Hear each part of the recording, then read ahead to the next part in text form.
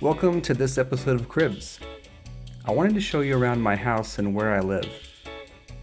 Just a few kilometers outside of Chiang Mai, Thailand, near the mountains in Doi Seket, is where I decided to settle down.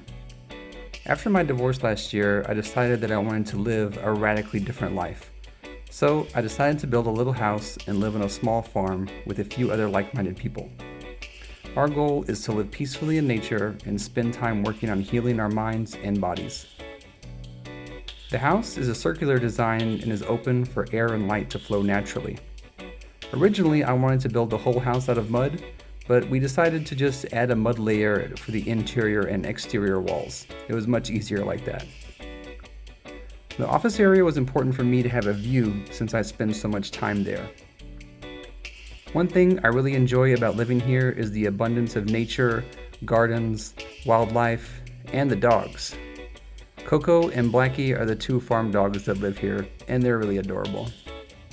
But life wouldn't be complete without my favorite cat, Sweetie, who has also made her home here.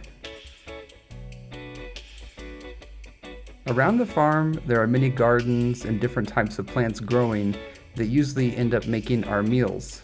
And my favorite is breakfast, which is usually fruits and tea. The farm, which is also called Living with the Spirit, is a community of people who support each other and help take care of the land. Each day, we spend 3 hours doing meditation and yoga, as well as other activities like ice baths, sauna, and swimming.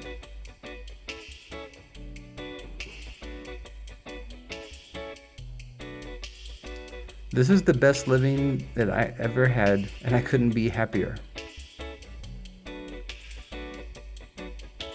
Hey, thanks for checking out my crib. See you all next time.